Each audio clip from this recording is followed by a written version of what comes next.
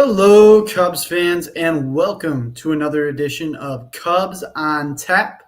I am your host, Nick Hudson, joined by my co-host and friend, Tyler Edmonds, and we're going to be breaking down a not-so-fun one today. But before we get into it, Tyler, my friend, I would ask you how you're doing, but I think I already know. But how are you doing? It's been a while since we've been on the mic together. It's been a minute, man.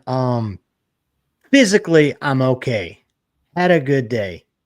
Up until about 6:40 from about I'll give it till about 6:45 till about 9-ish o'clock. Just kind of, everything went to poo-poo. But no, I'm good, man. It's good to talk to you. Good to see you, man. Yeah, it's been a minute, but yeah, I mean, sometimes you win, sometimes you lose, I guess. Whatever. Yep, 100%. And Cubs lose this one and lose this one big, 8-1. It didn't feel so big all throughout the game. Actually, Shota was able to battle through some things, and it was 2-0 all the way till the bottom of the eighth inning when the wheels fell off there. But let's start there. What did you see out of Shota tonight? I thought that, like I said, he battled through some things, but he just didn't look like the Shota Imanaga that we're used to, giving up a lot of hard contact. And it just seemed like if it was a different ballpark, it could have been a lot more runs up there on the board. Yeah. On paper, when you look at his box score, not terrible. Only one strikeout, but you go six. I mean, it was his third quality start of the year. 6 innings, 2 earned runs. But yeah, it's like we talked about in the pre-show. Ian Happ saved him from a couple extra base hits. And yeah, had that game been in Wrigley, I feel like we were looking more like a 5-0 game earlier, or maybe even a 6-0 game instead of a 2-0 game. But again, he wasn't bad. Again, 6 innings, 2 earned runs. But like you said, there was a few hits tonight that just hard contact that you're watching like, oh crap, oh thank God, okay, he caught that. But could have been a little better. Yep. But wasn't awful. Yeah, and for me, what stands out the most, I know he's not really a strikeout pitcher, he's more of a fly ball guy, but we've gotten used to him striking out a lot of guys, and it just hasn't been there since he got off the IL. He's really done a great job just battling through, and like you said, getting those quality starts, which are uber important, especially when you are on a pitch count. Now they're starting to let him go a little bit longer. But he's been able to battle through some things and give you what you need. And every time he's been pitching, he gives you a chance to win the game, and that's really what you need. But tonight, the offense just could not step up for him. There was a lot of opportunities. I'm sure we're going to get into them, but it's just disappointing to me that they just couldn't get him that W that, I think he deserved to work through what he worked through. And, like you said, on paper, it was a great start. It looked really good, but he definitely needs to be working through some things and getting those strikeout numbers back up and just sharper on the pitches, especially that splitter. To me, it's just looking very flat, and guys are just kind of waiting on it and wailing on it, quite frankly. So the hard contact's definitely up for Shota, but overall, he didn't lose you this ball game. The offense certainly did. For sure. I mean, when you have 6 hits, but 5 of those are singles, and the only extra base hit you have is the guy that's hitting his second home run of the season, which congratulations, Justin Turner, 200 home runs. Yep. But yeah, that's not going to do it, man. It's not. I mean, and like you said, there was opportunities. Dansby Swanson.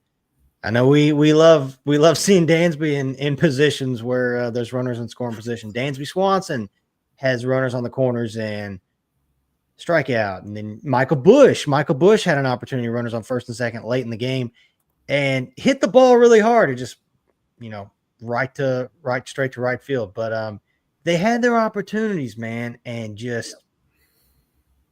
offense just didn't get it done. Like you said, Shota didn't lose this game. It was definitely an offense. Yeah, 100%. And Dansby Swanson in the top of the 6th, he worked that count full. It was 3-2. and he Yeah. swung at a pitch that was far outside. It was ball four, so he just does not look locked in. I don't know if it's starting to get in his head when he's got runners in scoring position. It's certainly a talking point just overall from Cubs Twitter and just anyone you talk about Dansby Swanson, you just know he's not really been a clutch hitter at all this year with runners in scoring position. So, and even hey, right. even I and as well as this guy's been doing, and as much as he should be on the All-Star team, you even wrote an article about it and definitely got snubbed from the All-Star team. Seiya Suzuki didn't look so hot tonight either. So I can't, and I get it. I'll sit here and say, yeah, as far as Dansby not being able to hit with runners in scoring position, Seiya didn't look so hot either tonight either. And that's not, of course, that's not the typical Seiya we're used to seeing, and I'm sure he'll bounce back tomorrow. But yeah, tonight, just didn't have it. Yeah. He went 0 for 3 with 3 strikeouts. He definitely did not have it today. And that's going to happen with Seiya from time to time. We're used to it. But It's a great point. I'm glad you brought up Seiya because even in the top of the 8th with 2 on and nobody out, he strikes out there. And that's the last thing you needed. You just needed him to put the ball in the outfield. And he was the one guy in that moment. That was the one guy who was up. I was like, oh, we got runners on first and second, no out. Seiya's up. Oh yeah, we're getting a run here for sure. And yeah, just hated to see it. Yeah. He just didn't look like himself tonight. And honestly, guys like PCA as well, they just didn't look like themselves tonight. He went 0 for 4. So just a lot of O's on the board there on the box score. It's just the offense just did not have it tonight, which is disappointing for me. I was really excited to see them carry the momentum in from the homestand. I don't know about you, but I felt like it cured those offensive woes. Which I get it. It's just how the schedule works, but it really stinks when you have a game like you did on Sunday night, just a straight up mauling, just a bird slaughtering, and then you have that off day. It's, you know what I mean? It's like it's so hard to almost come down from that high of winning so easily on Sunday, and then it's like, oh man, we're gonna roll this moment. Had this game been on Monday, who knows? Maybe it'd been completely different. But it just stinks because you see that freaking 11-0 just smashing. And then Monday, just no game today. You're like, oh, crap. And I'm sure the hitters were probably the same way. Like, I want to hit right now. Yeah. And, but I get it. That's how the schedule works. But, yeah, it just, who knows? Maybe it would have been different had the game been Monday instead of tonight. That's an excellent point. Yeah, no, that is an excellent point because this offense hasn't really been spotty like that where they score a bunch of runs and then the very next day they don't score any. They have been able to carry the momentum, and that's a great point. I mean, they had the road trip there. They traveled. They had the off day on Monday. It might have thrown them off. I mean, they didn't look like the typical Cubs offense at all tonight. No aggression, no running on the base paths. And I get it. Most people, most players that are traveling like that, yeah, they would love an off day. So I get that. It's just, and don't get me wrong, sometimes off days are obviously needed. And then sometimes an off day can kind of maybe not completely crush your momentum, but kind of can put a dent in it just for a minute. And maybe that's what happened. Yeah, and you know what? I think you're 100% right. I think that is what happened because that momentum was strong, and I really thought they were going to carry it through, but it did feel like there was a break in it, especially just looking at the team, just eyeball test tonight. They just did not look like themselves. And like I said, it was very close, 2-0 all the way up until the bottom of the 8th inning. And to Thielbar's credit, he came in, he pitched a scoreless inning. And what is your opinion going to Hodge there with 2-0? I mean, that's a pretty high leverage. You're in the 8th inning there. Did you think it was too soon to do that for Hodge? Like, do you think it was a good move by Counsell? Well, what's your opinion there? As far as bringing in Porter Hodge? Yeah. I mean, his last 2 outings wasn't terrible. I mean, I think his last 2 outings, he went scoreless with two strikeouts in each inning. I mean, I don't know if maybe he was, who knows, maybe he was just thinking that, if I can hold this right here, I've got, which granted he had Turner coming up the next inning, but yeah, I mean, he did a home run. I don't know if maybe he just, I'm wondering if maybe he was just hoping that the offense was going to click and there was just going to be some kind of magic in that ninth inning. And so if he can get that, it's almost like, which I'm assuming Palencia on Sunday night, because people were scratching their head about that. I'm assuming that maybe Palencia was scheduled for a bullpen, a short, or just something maybe. Yeah. Or again, maybe Sunday night was just Craig, putting his foot on St. Louis's throats. I don't know. But tonight, I'm just assuming that maybe he was just hoping that the offense was going to click late in the ninth inning and just Porter just, I don't know if it was a situation where he was tipping pitches or what, but just dude did not look like the Porter Hodge his last two outings at all.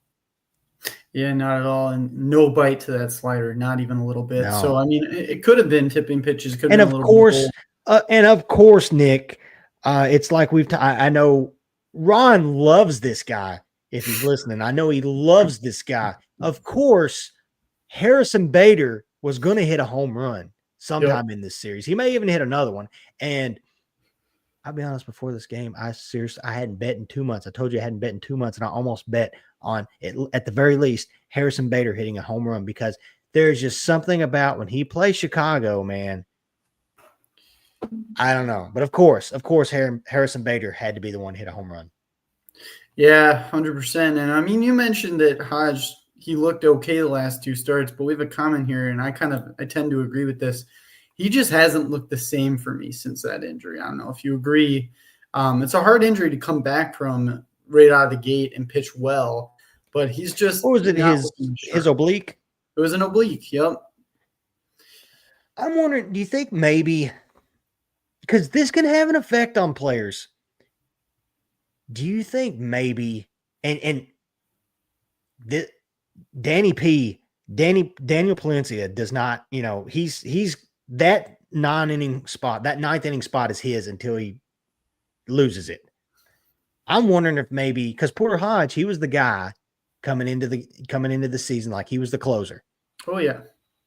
I wonder if maybe just because him being in a new role now, and I get it coming back from it's probably the injury. It's probably him not being the same since his injury, but I'm wondering if maybe losing that spot, I don't know. Maybe it's kind of, you could kind of say the same a little bit with Ron Presley, even though Ron Presley has figured it out since he's kind of got adjusted to his role.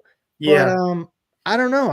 It's funny. Maybe it's nothing. And it's probably not that. It's just something to think about, because you've got a guy that's used to being the guy, the closer. Yep.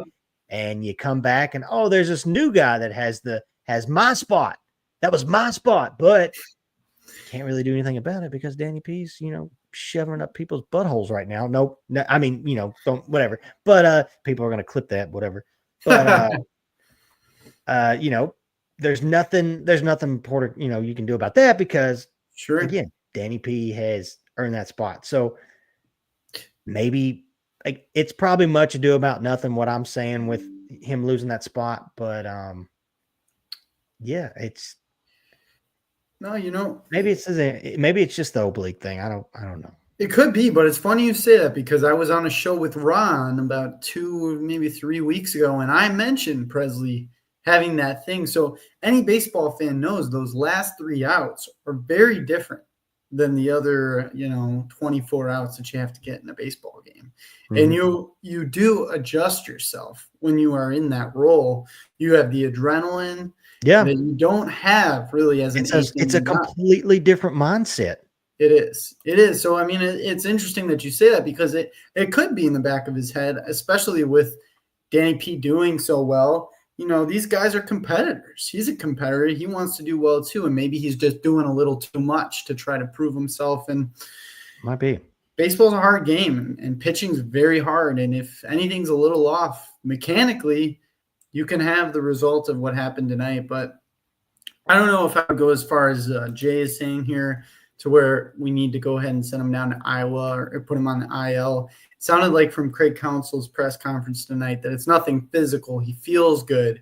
It's something mechanically, like we've both been talking about here. So I maybe think it's it's too soon to do that. maybe it's a slight case of what we were talking about Presley earlier. Maybe it's just a slight case of what Presley had earlier in the year, and I hate to even bring up that Giants outing, but he gets shelled in the Giants outing, and then be honest, he's been excellent ever since. I know he's had a outing here or there where he's given up a run, but overall since then. So there's proof right there that this Cubs pitching staff and these guys can adjust, and hopefully that's all this is, and they get him in the lab and figure it out. Yeah, 100%. I think if you do get him in the lab, if you do just give him some more runway here, I think he will figure it out. We know he's got the stuff. So he's just got to go out there and put it together. And you have outings like this, like you mentioned, the awful Presley outing there. This is one for Porter Hodge that he's going to remember for quite some time, especially blowing something as significant as this. You go into the ninth down 2-0, you might have been able to tie it there if you're not down 8 runs. Yeah, who's to say that? I mean, I know Turner led off the ninth inning. I know he had a homer, but yeah, who's to say you go into that game 2-0 in the ninth? Turner hits that home run 2-1, and now we're talking about something completely different. Exactly. Yeah, and that's why it sucks. And for me, I looked at this series, and I did write an article just previewing this road trip in general, and I looked at the Twins, 44-27, and our friend Hank Rodriguez says here, weird-ass Minnesota Twins. And I really thought that they could be a team that you could use as a springboard into the New York series. And it's sucky, man, that we started off on this foot, and I'm hoping that we're able to turn it around. But it's gonna take them looking completely different than tonight. For sure, for sure, and especially when at the beginning of this game you see the guy that's pitching. You look, I mean, he hasn't been awful, but he hasn't been lights out. So you're like, oh, okay, we've got this. They've got this. This won't be too bad. And I'm surprised they took him out in the 6th inning. Was it the 5th or 6th inning? Threw only like 60, little over 60 pitches. Yeah, he pitched 5 innings. That was surprised. I was like, golly, I would have kept that dude in. We were making him look like a Cy Young candidate. So yeah, I was too. Yep. Yeah.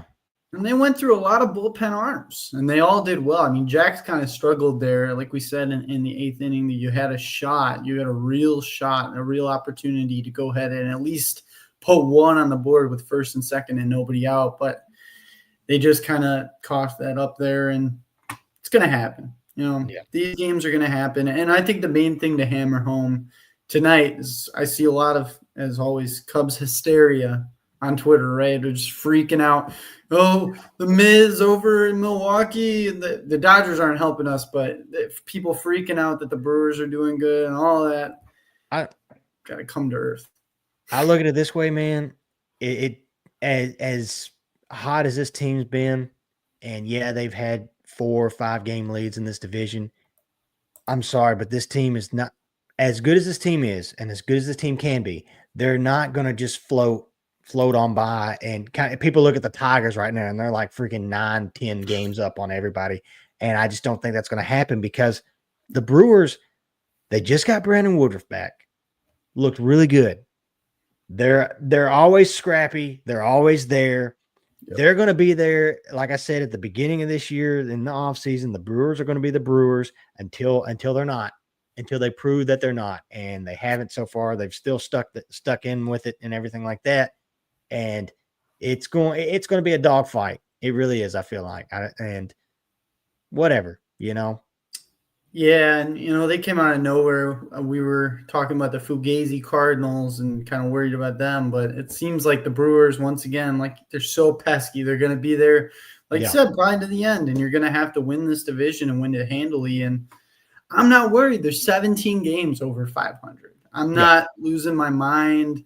None of that stuff. I think that offense is going to have games like this, especially. I really think, to your point, that off day probably threw their momentum off as an offense.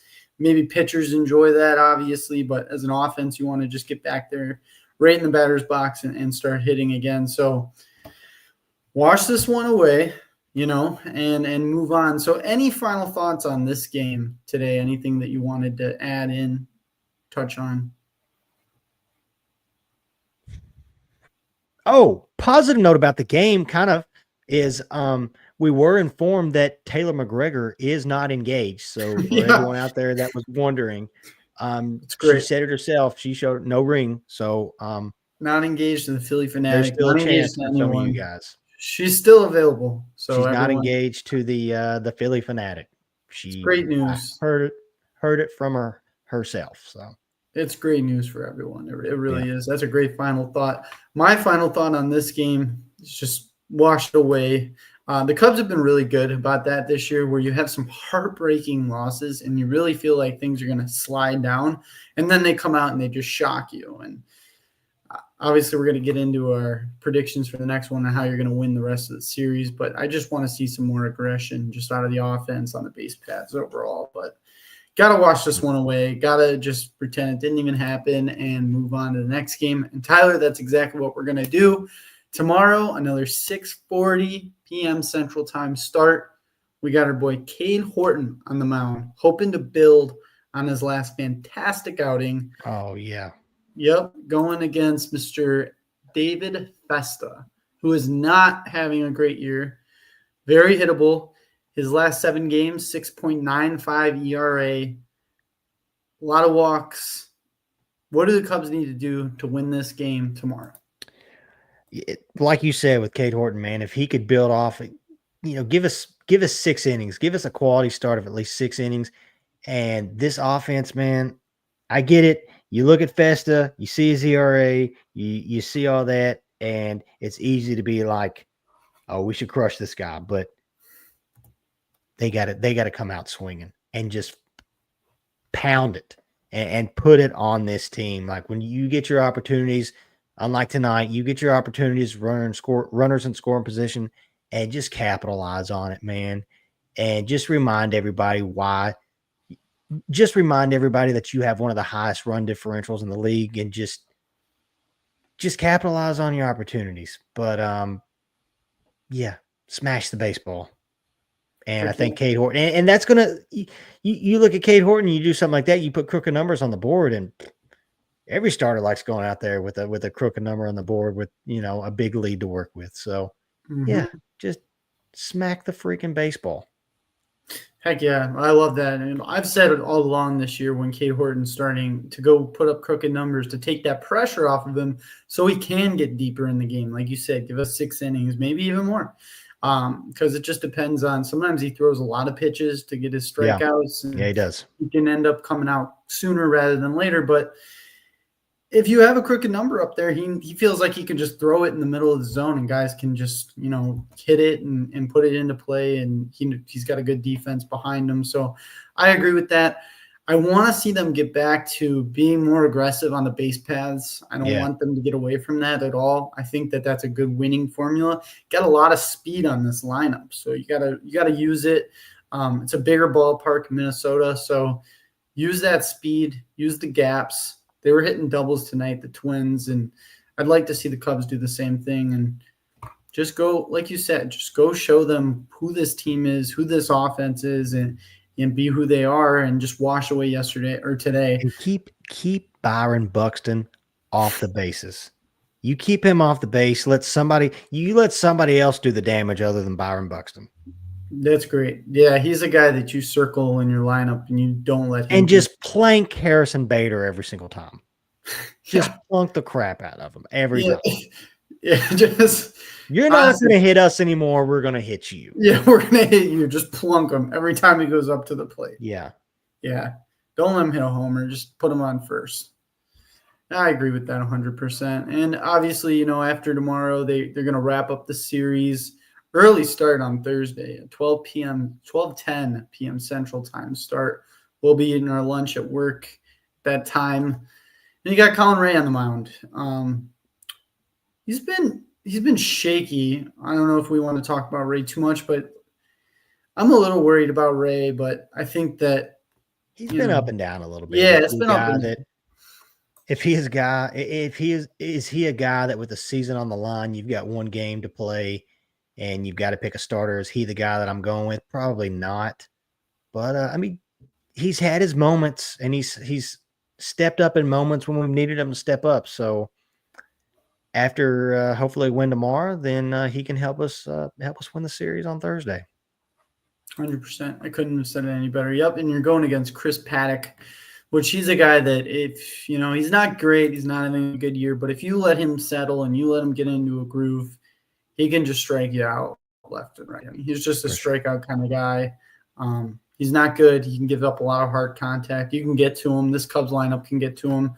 I just don't want to see any type of punting, no lineup punting on a getaway day like that, especially when you're going to New York on Friday. So overall, you got to go and win this series. You got to set yourself up for this Yankee series because it could be a bloody one this weekend. Just depends on the Bronx. Yeah, for sure. Just obviously one game at a time, but you really want to finish this first half of the season on a positive note. Yep. Yeah, 100%. And I feel like it would be really, really bad if they don't finish on a positive note just for showing the front office, like with moves. Show them. Don't give them any question marks whatsoever. For sure. These next, 5 games that are left of the season, you need to give the reason. You need to give the front office a reason to have no other option but to pick up the phone and make some moves. Oh yeah. Because as good as this team can be and as good as this team is, they've also shown that there is some help that is needed, whether it's the bullpen. Oh, yeah. We've talked about numerous times about third base and power and a bench bat and maybe 1 or 2 starters. And I've got a feeling that we're probably going to talk a lot about that on our Sunday, Monday, All-Star, whichever. Yep. We'll figure it out. But I've got a really good feeling that we're going to, and I'm just going to take a wild guess and say that all of us are probably going to have our predictions on that. And it's going to be one you're not going to want to miss for sure. Heck yeah. Yep. We're going to have our All-Star game show. Cheap plug for next week. But yeah, give us a reason. Give us a reason on that episode to just basically scream and beg and just shout whoever it is, everybody that we want on this team. Oh yeah, 100%. Who we need to get. Yep. Yeah, and fill multiple holes, because that's really what it's all about. It's not just focusing on one hole. About filling all the holes. You got to fill all the holes, right? You got to fill them all up. So, well, this was fun. Any final thoughts on this series, this game? Just like you said, erase it. Let's move on to tomorrow. Yep. Get the bats going. Couldn't have said it better. Well, Cubs on Tap is brought to you by OnTap Sportsnet.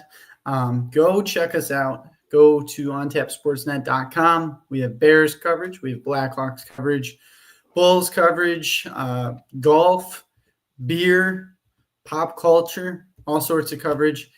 We even have the lonely old White Sox. Yes, You have friends. We have friends. People do still watch and keep up with the White Sox, and the guys over there at Sox on Tap do a great job. So go check them out as well. Like, subscribe, follow us. You can follow me, Nick_on_tap at TeddyFreddy270. Follow the rest of the guys. All the names are in the podcast description. And just go support us. But what do you say we get out of here the only way we know how, Tyler? Yeah, Nick, I've got a buddy that he is celebrating a birthday today. And you know what he did? You know what he's doing for his birthday? What's he doing? For like 3 hours, he was sitting in the rain in St. Louis waiting for his little dead bird team to play. I think they finally went underway, but what would just make me so happy is if they were there all night till like freaking 3 a.m. And at the very end of it, they just get slaughtered like 14-2 or something. And then you have to take that long drive home. And if that does happen, you can bet that in the morning, I'm going to say, hey, buddy, F the Cardinals. And let's go Cubbies.